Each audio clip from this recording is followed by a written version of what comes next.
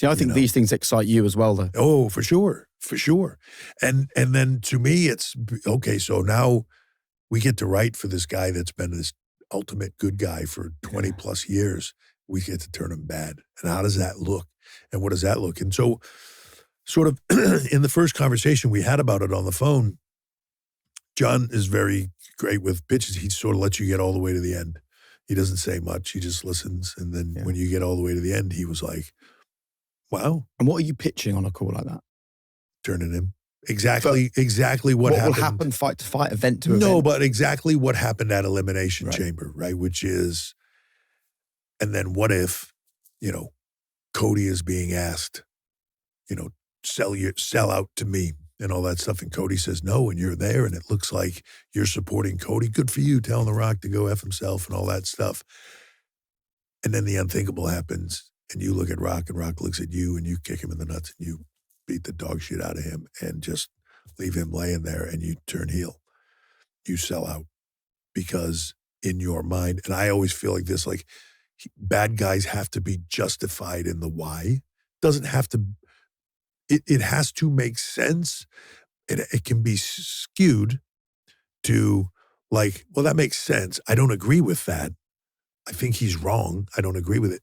But I see how he could think that, right? So, in John's mind, for 20 plus years now, I've done everything the right way. Yet you've told me I suck.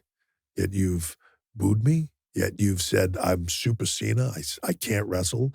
I only have 5 moves. I that. Like all the things that he's overcome for 25 years, you can now flip that on them and be bitter because in your last run, in your desire to have one last big successful run, I know my time is running out. And if I'm going to do this, I might not be as good as I used to be. I might not be as fast. I might not be as strong. I might not be as good of a performer. So I have to sell myself out. I have to cheat. I have to do things that I wouldn't have done the rest of my career because of hustle, loyalty, respect. I wouldn't have done those things, but now I will because I'm desperate in my last hours. It makes sense from a character.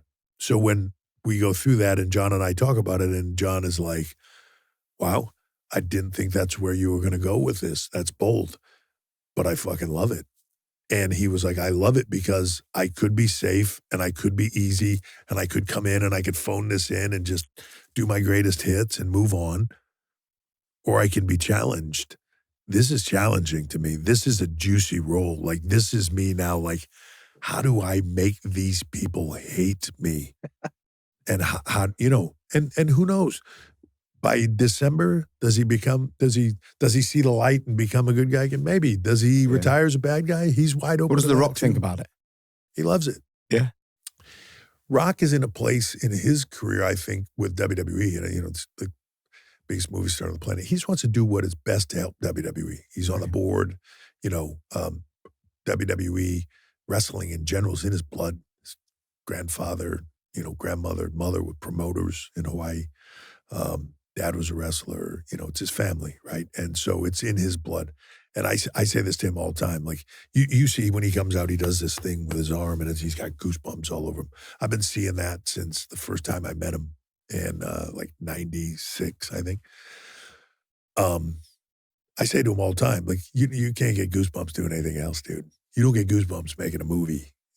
Shooting the same scene 12 times. You know what I mean? You get goosebumps in front of 80,000 people because there's nothing like being in our ring in front of those people, controlling their emotions and knowing I'm about to do this and they're going to lose their minds.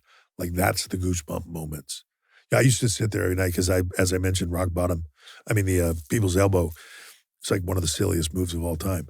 And as a performer, when you're waiting for him on the ground, like to do the thing and you're watching him do all this stuff and you're thinking like, this is the dumbest shit ever, right? Like, I love that.